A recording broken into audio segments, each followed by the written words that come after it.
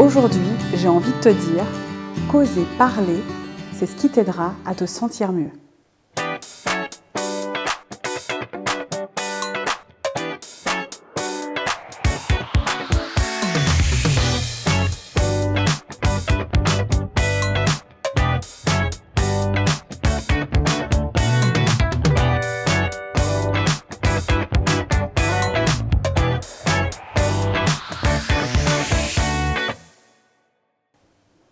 Est-ce qu'il t'est déjà arrivé d'avoir quelque chose à dire à quelqu'un, mais d'être tellement tétanisé par la peur que tu finis par ne rien dire, par ruminer, par te faire des films et par envenimer la situation? Perso, ça m'est déjà arrivé tellement de fois. Avant d'envisager, quand j'étais plus jeune, qu'un garçon il m'aimait bien, de me faire tout un film sur le sujet alors que pas du tout. D'imaginer qu'une copine parlait ou disait du mal de moi à une autre copine dans mon dos alors que pas du tout. Tu vois où je veux en venir.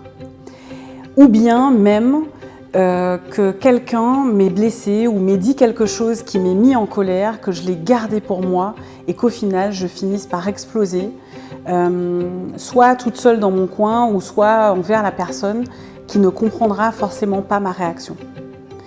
Et ça, c'est pas bon que pour l'autre, c'est surtout mauvais pour toi au final.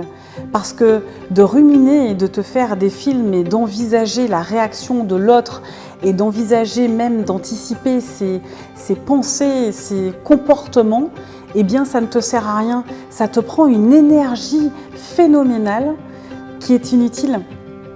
Dans ce cas-là, je pense que le plus important, c'est d'apprendre à parler.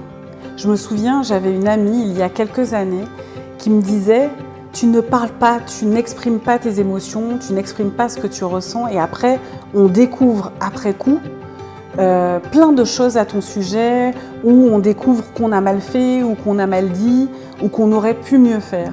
Et si tu veux que notre amitié évolue, je te demande de parler. » Et en fait, ça a été très dur pour moi et je l'ai fait petit à petit en osant dire oui ou en osant dire non ou en osant exprimer des petites choses que j'osais pas, mais des petites choses qui n'allaient pas être complètement difficiles pour moi, qui étaient petit à petit de plus en plus faciles.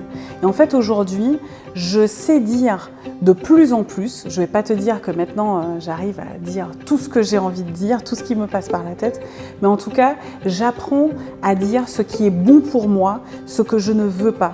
Et tu sais, ce qui est le plus important dans tout ça, pour savoir quand tu dois dire quelque chose pour ton bien, c'est de se dire « Est-ce que j'arrive à me préserver à ce moment-là ?» Quand je me rends compte que j'anticipe peut-être la réaction d'un éventuel amoureux, j'aimerais bien recevoir un message de lui et tu commences à envisager, à te faire tout un tas de films, demande-toi si ce que tu es en train d'envisager, ce que tu es en train d'anticiper est bon pour toi et te permet de te préserver. Et si tu as envie de savoir si le petit ami ou le flirt ou le crush, il pense à toi, autant le lui demander, autant lui dire que tu penses à lui ou à elle. Autant dire à ton ami, j'ai pas compris ce que tu as voulu dire par telle ou telle phrase. Pour pouvoir désamorcer les choses, en fait. J'ai même envie de te dire, prends de l'avance. Dis tout de suite ce qui t'est passé par la tête, ce que tu ressens. Comme ça, la personne en face de toi peut mieux t'appréhender, peut mieux te comprendre et pourra mieux agir et réagir par la suite, en fait, pourra mieux s'adapter à toi et tu pourras mieux t'adapter à elle. Et puis parler, c'est aussi dire les choses difficiles qu'on a vécues, oser exprimer peut-être les violences qu'on a vécues chez soi ou dans son couple. Et parler, c'est aussi synonyme de guérison pour moi.